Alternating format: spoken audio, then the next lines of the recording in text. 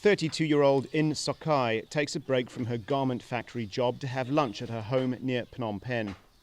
Last year, Sakai took out a $5,000 loan from a microfinance institution, or MFI, which is charging her 22% a year over 4 years.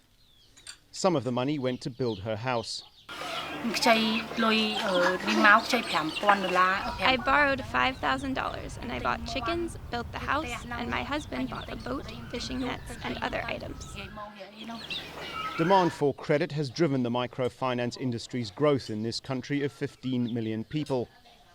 Like many, Sakai hadn't heard about the government's recent order that MFIs must cap interest rates at 18% for all new and refinanced loans starting April 1. But the announcement, which comes ahead of local elections this year and a national ballot in 2018, stunned the microfinance sector. Interest rate caps, in theory, protect consumers from high interest rates, increase access to finance, and make loans more affordable. But in practice, they can have the opposite effect, says Stephen Higgins of advisory firm Mekong Strategic Partners. Ideally, we shouldn't have this cap. The interest rates in Cambodia for these small loans are actually amongst the lowest in the world, and people forget that. Capping the interest rate at 18% means MFIs will lose money from small loans. The result? Many MFIs may simply stop offering small loans, he says, with rural areas missing out on at least $1 billion a year and people forced to turn to moneylenders who charge far more.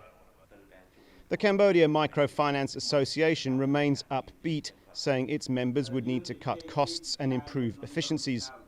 CMA chairman Huit Yang Tong insisted small loans would still be offered.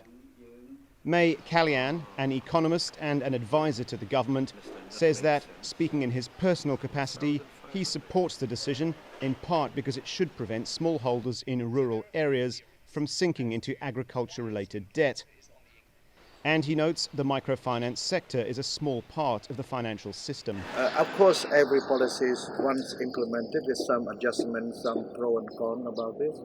But overall, I think in long term, is for sustainability of financial system, which is extremely important nowadays because we know very well that when financial system hit, economic system will be hit as well.